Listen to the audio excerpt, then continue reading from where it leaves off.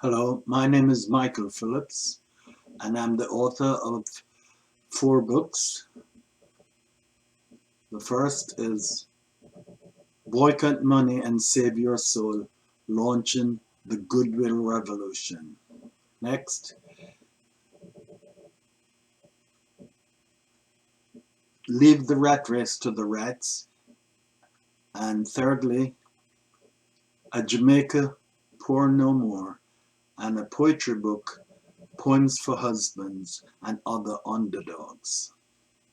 However, I am very committed to what I call the Goodwill Revolution, and I will be staging a series of talks related to the Goodwill Revolution. Today I'm going to talk about traitors. Traitors. There's a group of people that are robbing Jamaicans, beating up Jamaicans, even killing Jamaicans, stabbing Jamaicans, cheating Jamaicans, making Jamaicans' lives miserable. Now, these are not Middle Eastern terrorists. These are not members of ISIS. These are our own fellow Jamaicans, homegrown Jamaicans.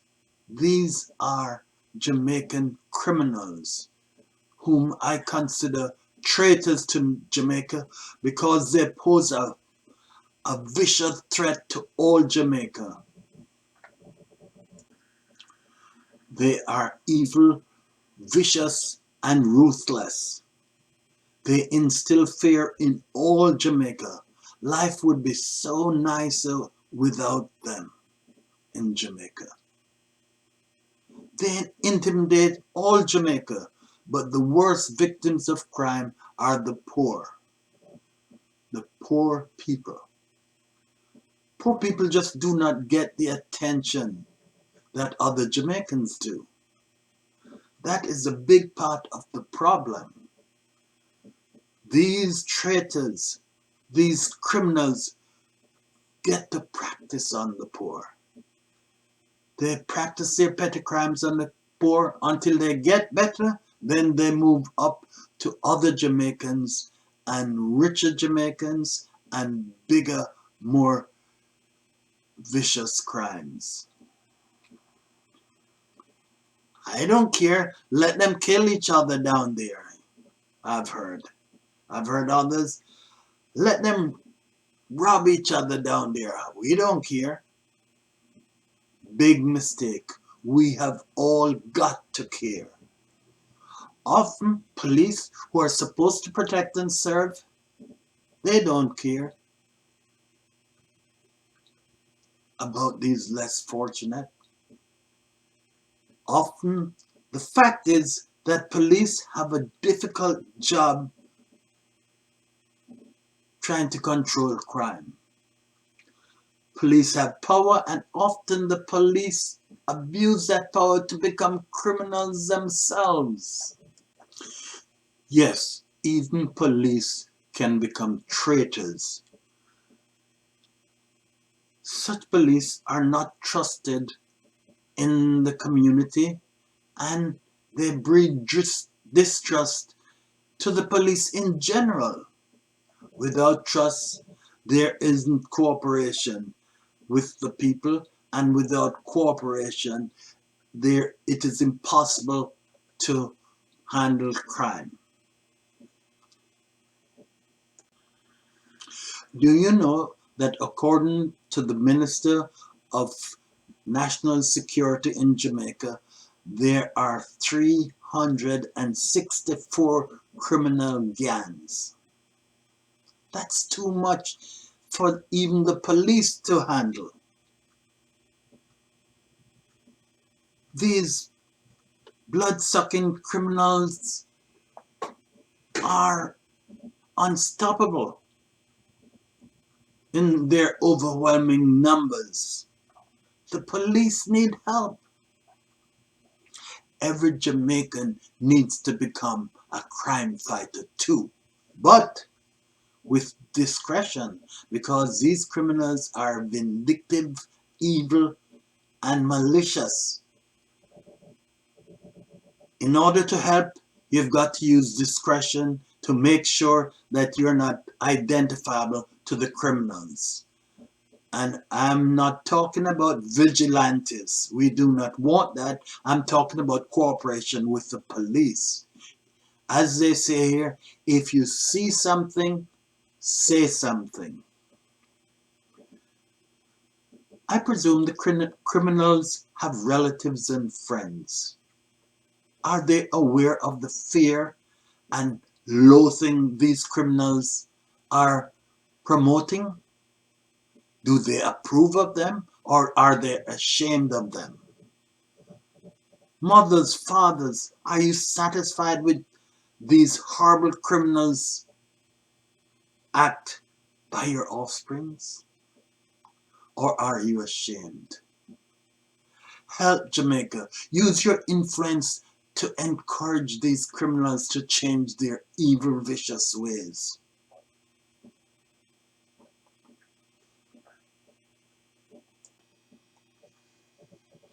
I think these vicious criminals were once good. We were all born good. It is natural to have a conscience to steer us away from doing bad things. It is natural to feel remorse and guilt after we've done something bad. All these things are natural. That's how we were born. But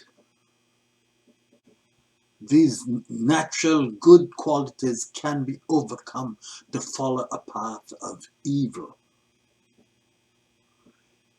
It is, if being good is natural, I'm sure you're wondering, how come there's so much evil in the world?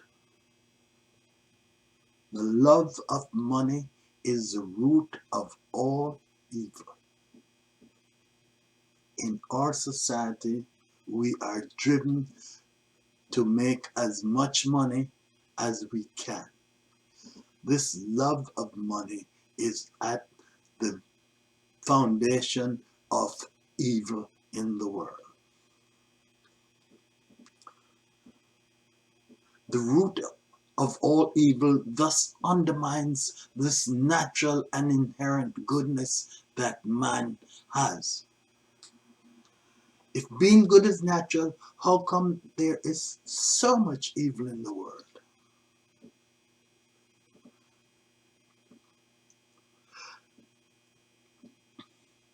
Of course, the attempt is to become rich.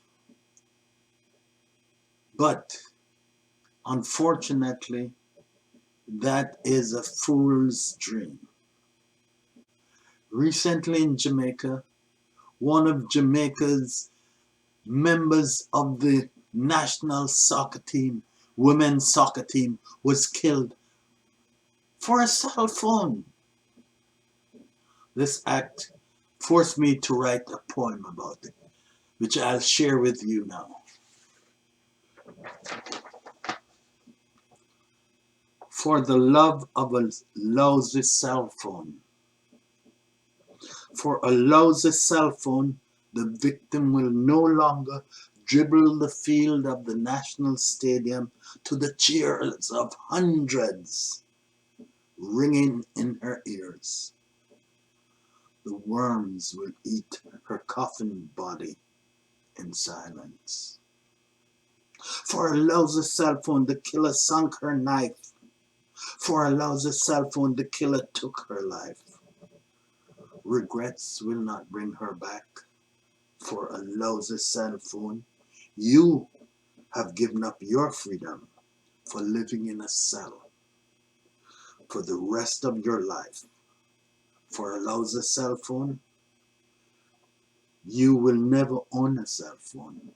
You will never touch a cell phone for the rest of your life. For a lousy cell phone, you took a life and threw away yours. What have you gained? Nothing but the hatred of Jamaica The cell phone may be smart, but you are stupid, very stupid. Alas, that is typical. Instead of being rich, it is most unlikely they are better off buying a lottery ticket. Fact of the matter is, sooner or later, these vicious thugs may be caught and must give up their freedom for a life in prison. Freedom is a valuable thing. They may be killed by law enforcement. They may be killed by a rival gang. They may live out their life as a hunted fugitive, must lead a secret life to avoid the loathing and hatred of the Jamaican people. Is that worth it? Is that worth it? Finally, to the criminals I say,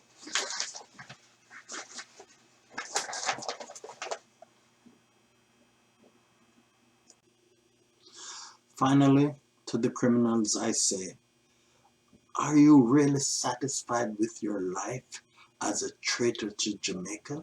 Because you are. Make your parents proud of you instead of being ashamed. Make Jamaica better rather than making it worse. Have goodwill to all instead of creating fear and misery. Don't be a traitor to Jamaica, bringing her down. Be a patriot, lifting her up. Thank you.